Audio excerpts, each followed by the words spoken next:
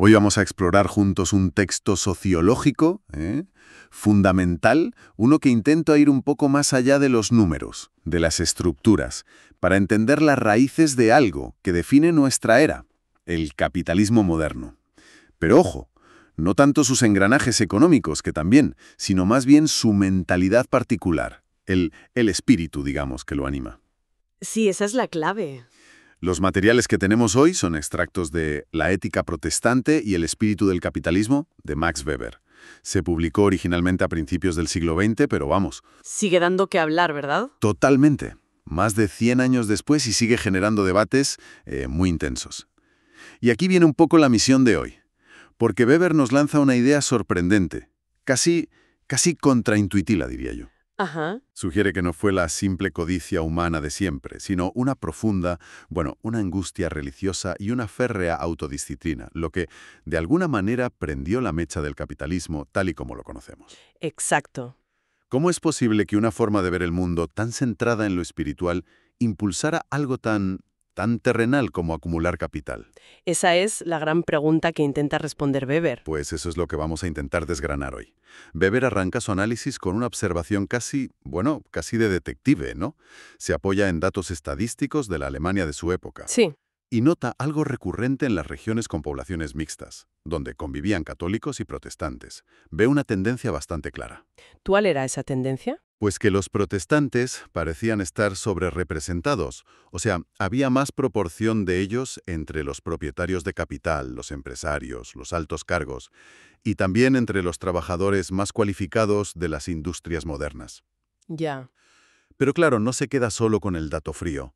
Va un paso más allá y observa diferencias en las actitudes, en las elecciones de vida. Ajá. ¿Por ejemplo? Por ejemplo, en la educación. Las familias católicas, pues, solían orientar más a sus hijos hacia una formación humanística, mientras que las protestantes mostraban una preferencia mayor por estudios técnicos, industriales, comerciales, más enfocados a la vida burguesa, a los negocios. Entiendo. Más práctico, quizás. Eso parece. Incluso Weber señala que entre los artesanos, los protestantes mostraban como más facilidad o más tendencia a pasar al modelo de fábrica moderna que sus colegas católicos. O sea, que no era solo cuestión de dinero heredado. No parecía que había algo más profundo, que no eran solo las condiciones materiales o la herencia. Precisamente. Y ese punto es clave porque a partir de ahí Weber empieza a cuestionar las explicaciones más fáciles, más superficiales, ¿no? Claro. No cree que sea simplemente que los protestantes tuvieran más dinero de partida, ni tampoco que fueran por naturaleza más materialistas o estuvieran menos alejados del mundo, como a veces se decía. Ya. De hecho, su argumento apunta casi al revés. Sugiere que fue una mayor intensidad religiosa, un tipo muy específico de ascetismo, esa práctica de autodisciplina, de renuncia, lo que jugó un papel crucial. O sea, más religión llevaba a más capitalismo, en cierto modo. Bueno, a un tipo específico de capitalismo.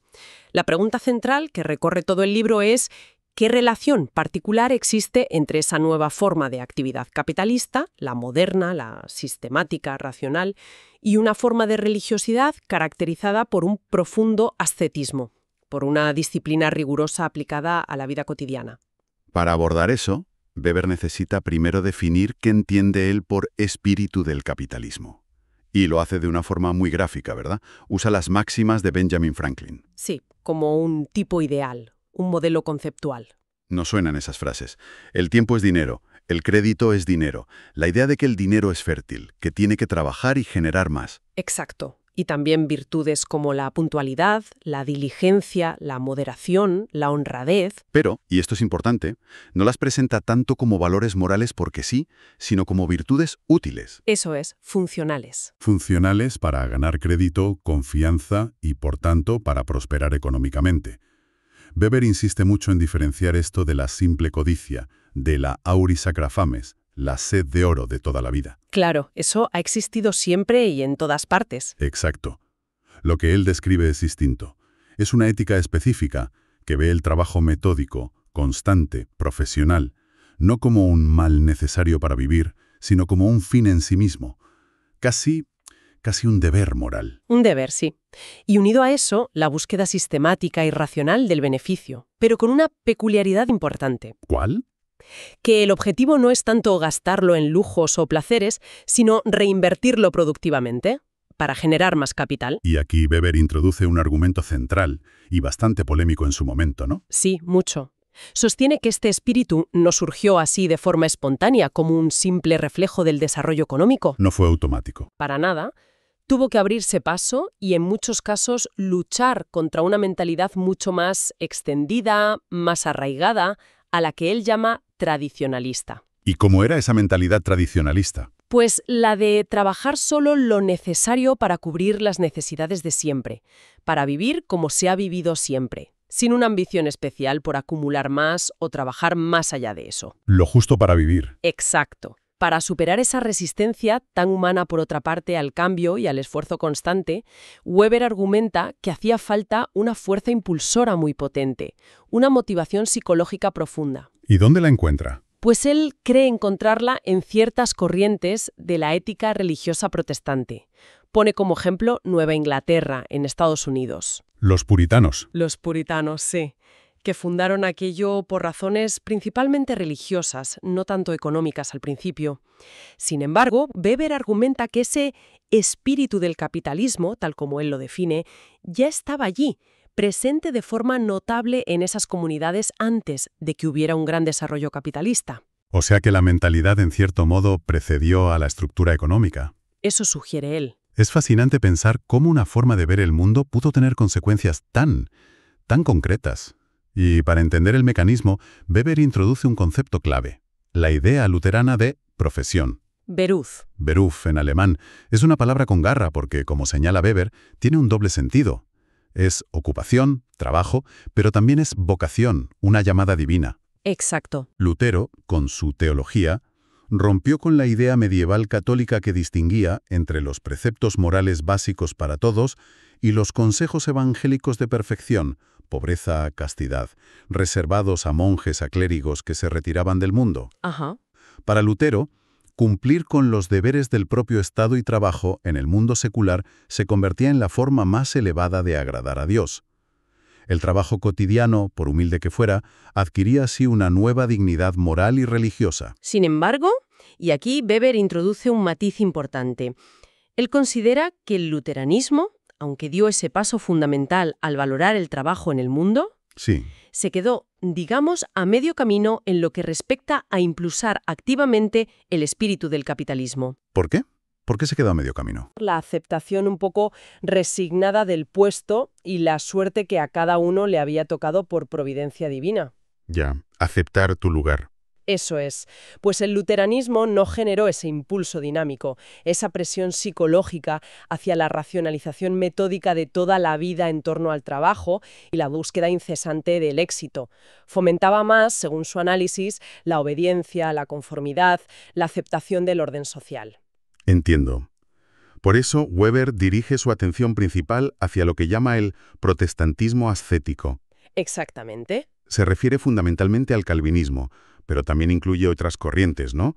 El pietismo, metodismo. Sí, el pietismo que surgió dentro del luteranismo, el metodismo del anglicanismo y varias sectas baptistas como los cuáqueros o los menonitas. Y el elemento que Weber considera crucial, el núcleo duro, sobre todo en el calvinismo, es la doctrina de la predestinación. Uf, esa es fuerte. Sí, una idea central para Calvino, y bastante, impactante, que básicamente decía que tu destino eterno, salvación o condena, ya estaba fijado por Dios, desde antes de nacer, de forma irrevocable.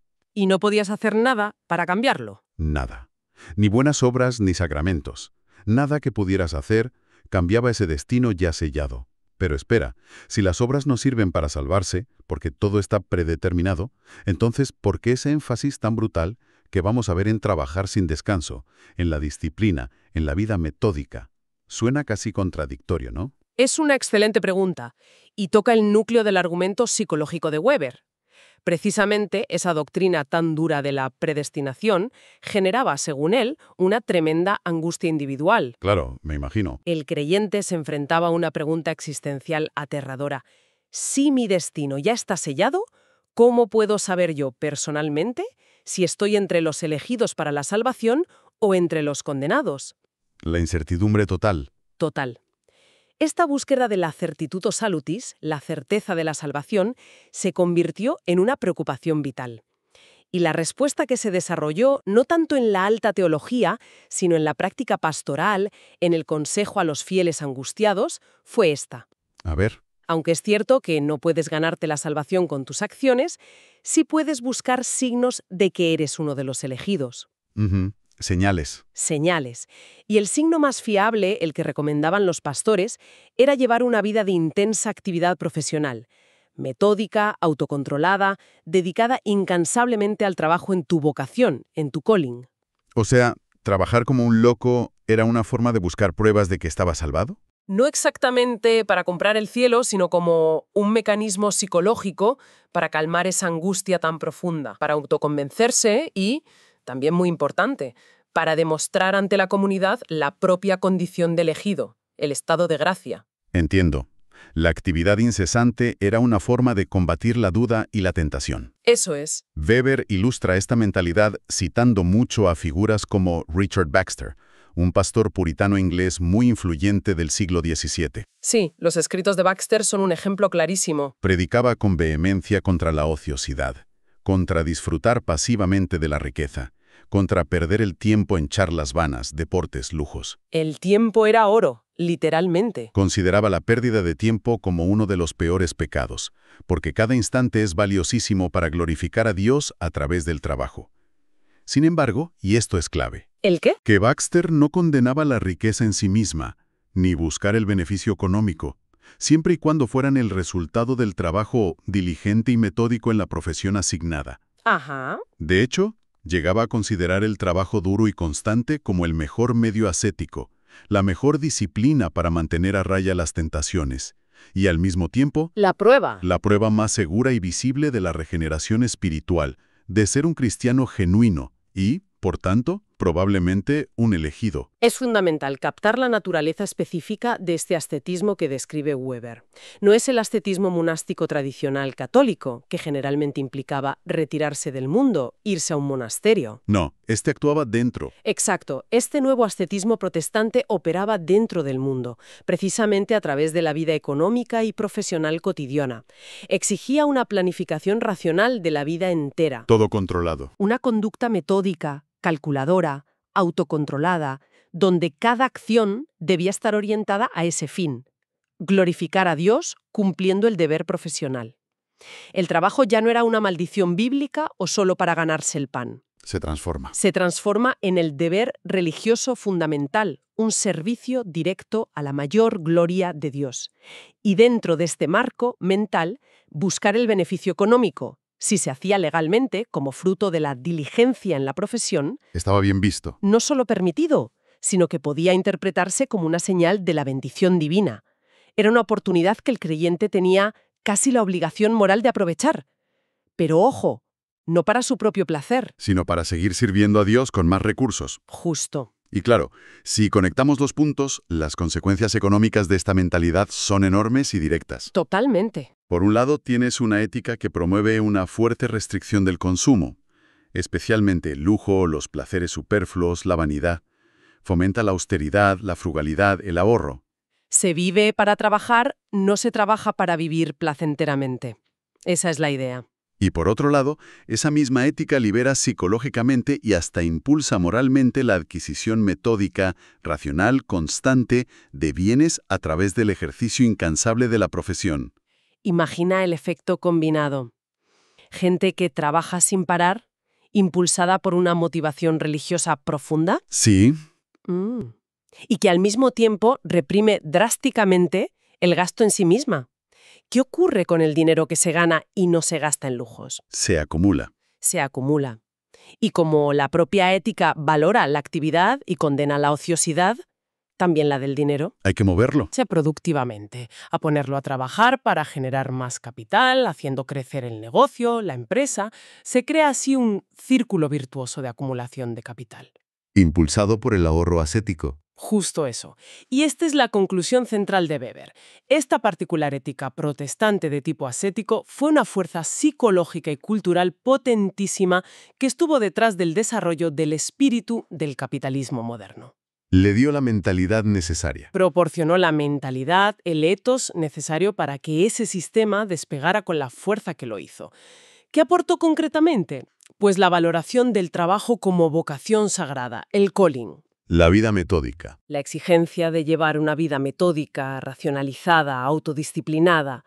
La legitimación religiosa del afán de lucro, siempre que fuera obtenido de forma sistemática, legal, como resultado del esfuerzo profesional. Y, crucialmente, la promoción del ahorro y la reinversión como deberes morales. Y esto no solo creó empresarios. No solo forjó un tipo de empresario capitalista motivado por algo más complejo que la simple avaricia, sino que también contribuyó a formar un tipo de trabajador ideal para la nueva industria. Sobrio, disciplinado, fiable, concienzudo. Que vería su trabajo como algo divino. Que veía su labor cotidiana, por monótona que fuera, como un mandato divino. Ahora bien, es fundamental recalcar un matiz que el propio Weber introduce constantemente y que a veces se simplifica o se olvida al hablar de su tesis, ¿verdad? Sí, muy importante. Él no afirma de manera determinista que el protestantismo causara el capitalismo como sistema económico global, ni que fuera el único factor. No, Weber era muy consciente de la complejidad histórica. Habla más bien de una afinidad electiva. Wahlverwandtschaft creo que es el término. Exacto. Un término que sugiere una especie de sintonía, una congruencia especial, una atracción mutua entre esta ética religiosa particular y la mentalidad que necesitaba el capitalismo moderno para desarrollarse plenamente y adquirir su carácter distintivo. Reconocía que había capitalismo antes. Perfectamente. Reconocía formas de actividad capitalista y afán de lucro mucho antes de la Reforma, en Italia, por ejemplo, y sabía que interactuaban muchos otros factores, económicos, políticos, sociales. Su foco específico está en el origen de ese ethos particular, de esa mentalidad que él considera única del capitalismo moderno occidental. No era una fórmula matemática. Para nada. Era una compleja interacción histórica. Su análisis busca comprender una conexión cultural profunda, no establecer una ley causal simple. Y la investigación de Weber, más allá de los inacabables debates académicos que sigue generando sobre su precisión histórica o su alcance, Que lo sigue generando, sí. nos deja resonando una pregunta muy poderosa, ¿no? Desde luego. Si una ética religiosa tan específica, nacida en un contexto histórico muy concreto, pudo ejercer una influencia tan profunda y duradera en moldear las actitudes colectivas hacia el trabajo, la riqueza, el tiempo, la racionalización de la vida, ¿Hasta qué punto perviven hoy ecos de esa mentalidad en nuestra cultura económica globalizada? Incluso cuando los fundamentos religiosos originales se han debilitado o desaparecido por completo para muchas personas y sociedades. esa pregunta sigue muy viva. Muchísimo. ¿Cuánto de esa disciplina férrea, de esa valoración casi sagrada del trabajo incesante, de esa idea de que el éxito profesional y la acumulación son, en cierto modo, una señal de valía personal, sigue marcando nuestra forma de entender la vida y el trabajo hoy, incluso en entornos que parecen totalmente seculares? La cultura del esfuerzo, la productividad. Pensemos, por ejemplo, en la llamada cultura del esfuerzo o la cultura hustle, en la presión constante por la productividad, por optimizar el tiempo, en la idea de que estar ocupado es sinónimo de ser importante. Son ecos de aquello. Son estos fenómenos ecos lejanos de aquella ética puritana adaptados al siglo XXI, quizá despojados ya de su ropaje explícitamente religioso, pero manteniendo intacta esa lógica de ascetismo volcado en la actividad económica. ¿Qué queda realmente de ese ascetismo intramundano en nuestro presente? Es algo sobre lo que reflexionar, sin duda.